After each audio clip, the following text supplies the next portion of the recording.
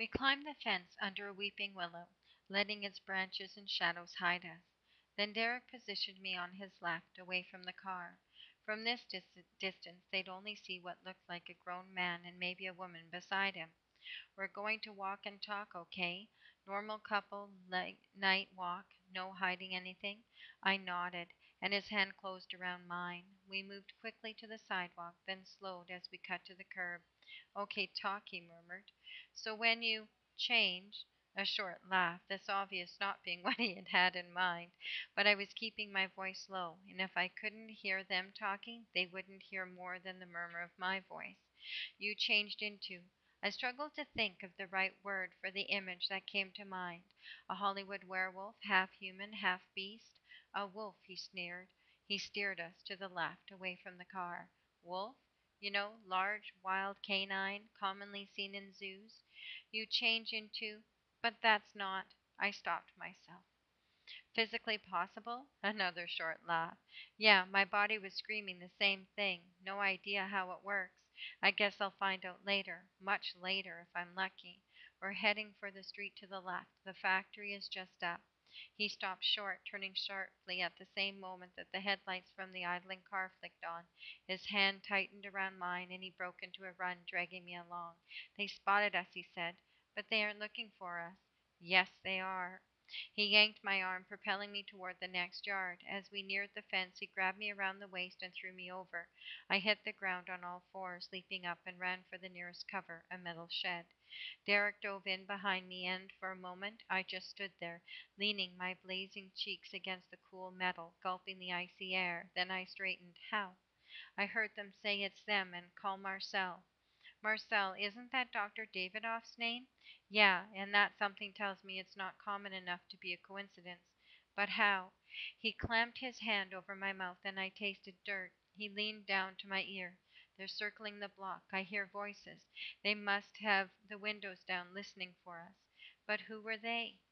Where had they come from? Simon and Ray hadn't been gone more than 40 minutes. How had they gotten here so fast? Tori, I whispered. What? Tori found out about our escape. That's why she was so quiet. She didn't give up. She was. Doesn't matter. They're heading down that road, Derek said, pointing. Come on. He propelled me into the opposite direction. The factory is at the end. We just need to make it that far. Run on the grass. It's quieter. We raced along the strip between the sidewalk and the road, our shoes slapping the driveway pavement, then silent on the grass between. When we were 3 houses from the end, the factory looming, when Derek let out a curse. Within 3 strides, I knew why. There was an 8-foot-high chain-link fence around the factory parking lot, and the gate was padlocked. Up, he said. I grabbed the links and started to climb. He tried to boost me, but I waved for him to forget that and follow. I was almost to the top when the side of the factory lit up in 2 circles of light. I glanced over my shoulder. The SUV's engine roared as it accelerated. Go, go, go, Derek whispered. The car slammed to a halt, brakes squealing. I flipped over the top and started scrambling down. Beside me, Derek crouched on the fence top, then jumped. He landed square on his feet and wheeled as the car door was flung open. Jump! I've got you! I was already halfway down, but I let go. He caught me and spun me around onto my feet with a push toward the factory. Derek! Chloe! It was a woman's voice. I kept running, but had to glance back, hearing my name. A small gray-haired woman gripped the links. A stranger.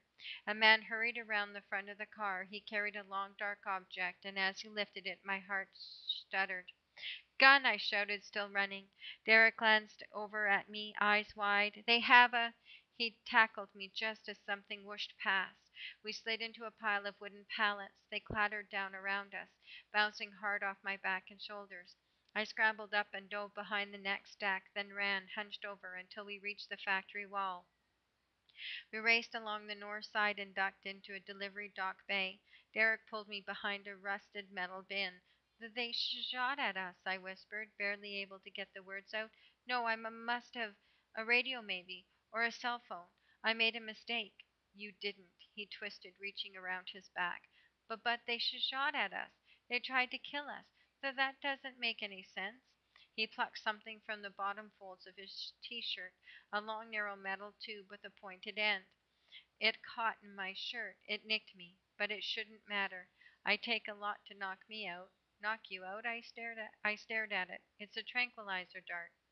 I think so. Never seen one outside a nature show. But we weren't animals. People didn't hunt kids with tranquilizer guns. Don't understand. Neither do I. Point is, they want us back. Bad. All the more reason to keep going. He dropped the dart and moved past me to the edge of the bin and inhaled, making no effort to hide it now. Simon's here. He's not close, but he's been past recently. You can find him? Yeah, right now, though, I'm going to trust he can look after himself and worry about us. He'll lie low until he sees you. We should find a place to do the same until they move on. He strode to the delivery doors, but they were locked and solid, the handles on the inside. I crept along the bin and scanned the factory yard. It looks like a warehouse back there. You mentioned something about that Friday. That didn't make a good place to hide. He glanced over my shoulder. That one's too near the factory to be abandoned. He studied it. But it'll do for now. I should be able to break in. He surveyed the yard, then he hustled me along the dark wall, and we dashed across the warehouse. A sharp wrench on the door, and we were inside. Derek was right. It wasn't abandoned. It was packed with rolls of steel, giving us lots of hiding places. I had to move slowly, feeling my way and following in Derek's tracks, testing each footstep for noise. When we had gone about 20 paces, he found a crevice and wedged us inside. We barely got in when a voice outside boomed, Derek, I know you're here. It's Dr. Davidoff. I glanced at Derek, but he had his head turned toward the voice. Derek, I know you don't want to do this. You want to get better. You can't do that by running away. The voice was moving as the doctor walked through the factory yard. Derek cocked his head, listening, then whispered, 4, no, 5 steps, sets of footsteps, all separate, searching, hoping we'd give ourselves away. Derek, you know you shouldn't be out here. It's not safe. We've talked about this, remember? You don't want to hurt anyone. I know that. And you know you need our help to get better. I looked up. Derek's jaw worked, his gaze distant. I could go, he whispered. Create a distraction so you can escape. Simon's around. You just need to find. You're going back? After they shot at you? Just tranquilizers. Just? My voice rose as I fought to keep it down. They're hunting us, Derek. Dr. Gill knows what I am. She knew. That doesn't mean they do. Are you sure? He hesitated, his gaze lifting toward the voice.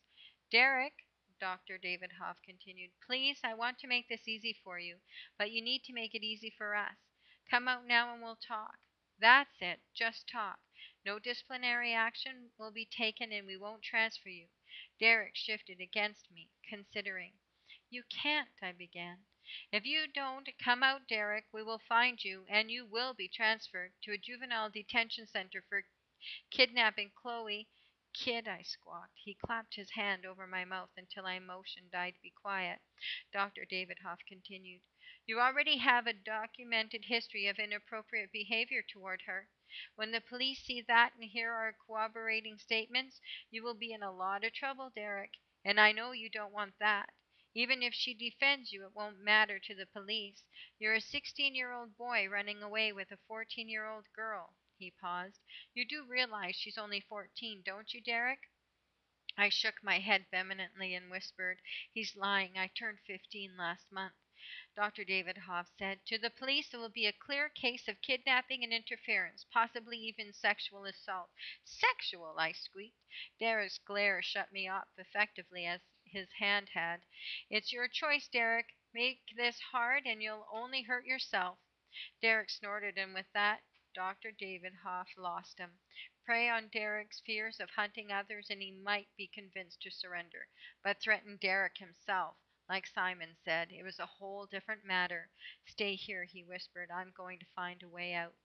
I wanted to argue, insist on helping, but I didn't have his night vision. If I started stumbling around looking for an exit, I'd bring Dr. David Hoff and the others running. I stayed put. Love you, baby girl.